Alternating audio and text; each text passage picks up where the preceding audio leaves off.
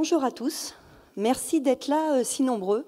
On est presque 260 personnes inscrites, donc le sujet intéresse et passionne.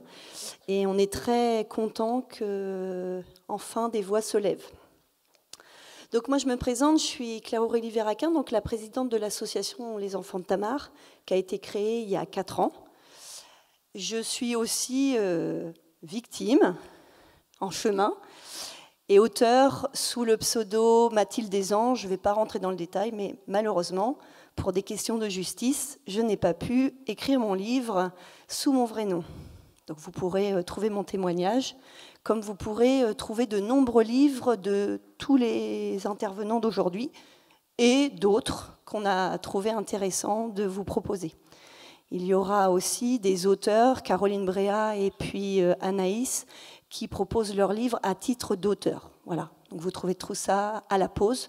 Donc déjà, un petit changement de programme. La pause sera vers 11h moins le quart, 11h moins 10, plutôt que 10h10. On trouvait que c'était plus stratégique pour votre ventre.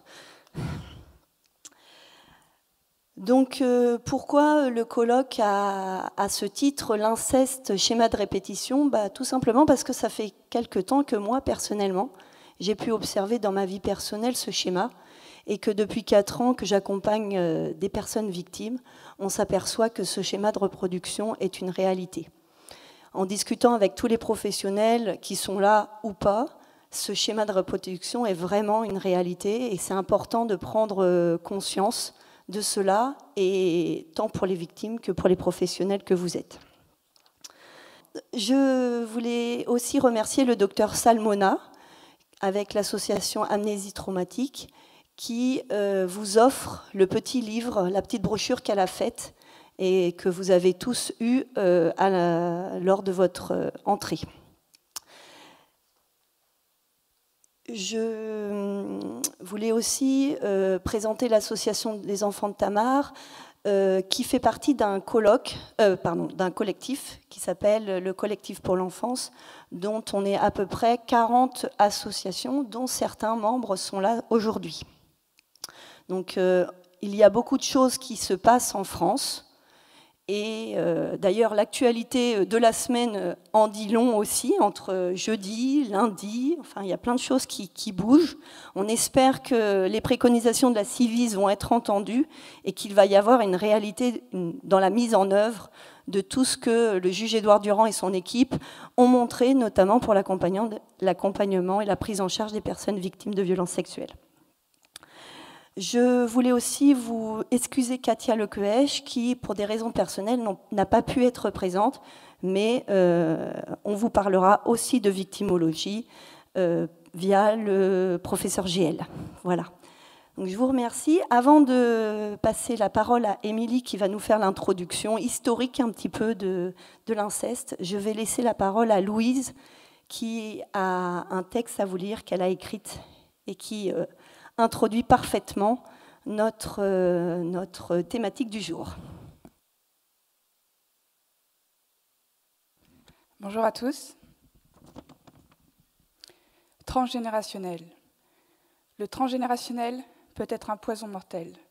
De génération en génération, la citadelle, rempart de la famille incestuelle, s'effrite pour laisser voir une lueur d'espoir.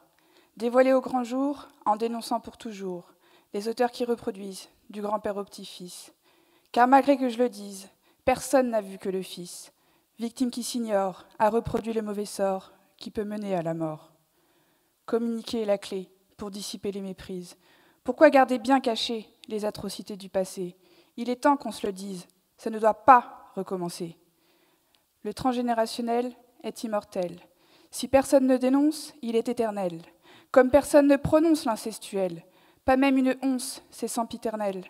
Ils reproduisent en toute impunité, alors que nous crions la vérité. Nous avons subi dans un lourd silence et dans le déni de ses conséquences. De mère en fille, en petite fille, nous sommes toutes victimes. Quoi que je fasse, rien ne vacille. Alors je tente avec ces rimes de relancer le débat en criant « Plus jamais ça !» Le transgénérationnel est un appel aux générations suivantes, les plus rebelles, à casser ce schéma et les reliquats, laissés par leurs ascendants indélicats. briser le silence et parler à outrance, des méfaits du passé laissant des béances, à ces enfants nés de cette outrecuidance. Quant à moi, je vais continuer de dénoncer. Chaque fois que j'aurai croisé un mal famé, je continuerai de dire, d'écrire et de vomir tout ce que je dois traverser pour exorciser mon passé et penser au futur, même s'il faut l'explorer jusqu'à l'usure.